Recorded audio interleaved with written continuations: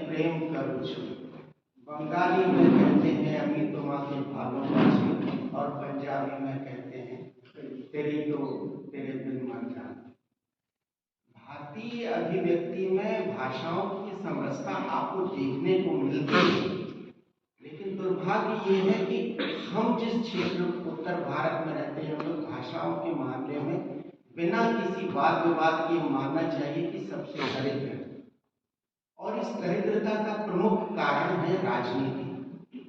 राजनीति ये है कि द्रविड़ लोगों ने भाषा सीख ली, हिंदी भी सीख ली, अंग्रेजी भी सीख ली, बाकी लोगों ने भी अंग्रेजी भी सीख ली, अपनी भाषा तो सीख ली, और हिंदी आदि सिनेमा देखते हुए सीख ली।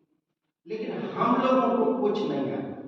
हिंदी में पिछले साल उत्तर प्रदेश की 12वीं कक्षा की परीक्षा में 1.25 लाख विद्यार्थी 30 नंबर के पेपर में 15 नंबर नहीं ला पाए, और उनका रिजल्ट ऐसा आया। अंग्रेजी हमसे बनती नहीं है, और कोई भाषा तो हम सीख नहीं। भाषा बेटा इसलिए जरूरी नहीं है कि उसको कोई राज्य कहे या कोई व्यक्ति कहे। अभिव्यक्ति का जो रस है, जीवन के विविध आयामों का जो रस है, वो भाषा में छुपा है। इसलिए आज के दिन आप एक असाइनमेंट लिखिए, और उसको मैडम और सर जांच भी सकते हैं। उसमें लिखिए कि बिना संविधान की मोटी प्रस्तावना और उसके प्रावधानों के बाद कि आप कितनी भारतीय भाषाओं को जानते हो, उसको एक कॉलम करें। वो किन क्षेत्रों में बोली जाती हैं, उसको दूसरे कॉलम में। उनका एक प्रसिद्ध कवि कौन है, उसका नाम लिखिए। उसकी प्रसिद्ध रचना कौन सी है, उसका नाम लिखिए, और उसका कम से कम एक शब्द ढूंढ के अगर उसके सामने लिखिए, तो ये 5 खानों की ये टेबल आज के इस दिवस को सार्थक करेगी।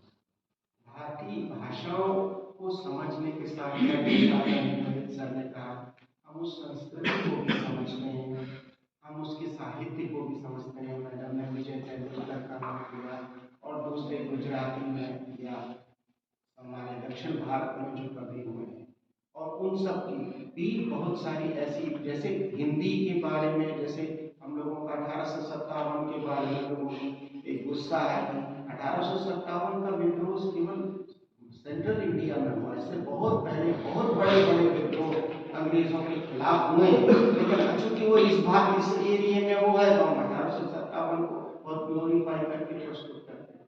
उसी प्रकार हिंदी के प्रति एक गुस्सा आपका स्वाभाविक रूप से खड़ा होता है कि जब कभी हम लोग बात करते हैं, तो हम पूर्वोत्तर की बात नहीं करते, बंगाल की बात नहीं करते, जिसने आजादी के आंदोलन में कितना बड़ा योगदान वंदे मातरम से लेकर हमारे देश का बांग्लादेश का भी दान इनके लोगों ने।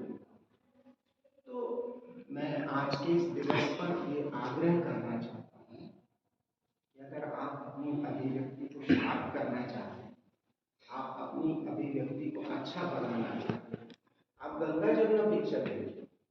गंगा जमुना पिक्चर में वैजयंती माला है। वैजयंती माला को हिंदी बोलना नहीं आता, जिस तरह सिनेमा में आता है, लेकिन गंगा जमुना में वैजयंती माला का भोजपुरी एक्सेंट आप पकड़ेंगे तो आप हतप्रभ रह जाएंगे कि ये जो भाषा जानने वाली लड़की नहीं है, ये कैसे इस तरीके की भाषा को बोलती है।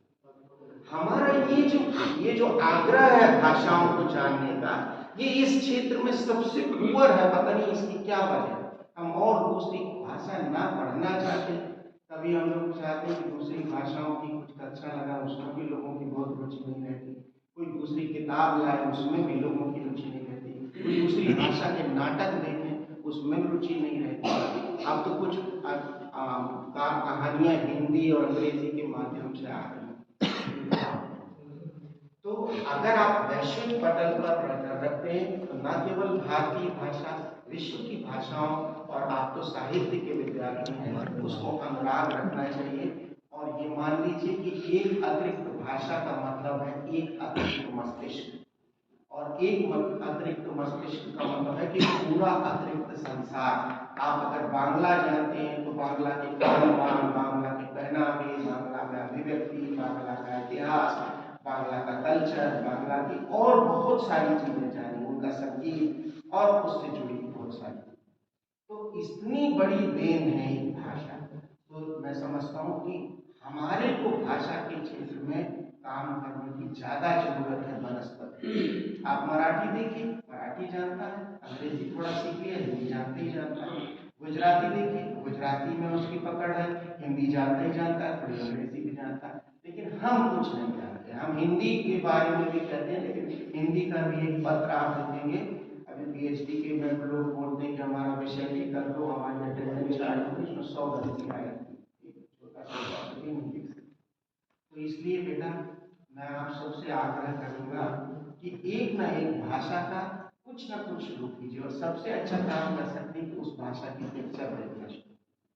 आज एक यूट्यूब पर जाइए और एक पिक्चर डाउनलोड करिए, उसका नाम है द ग्रेट इंडियन किचन।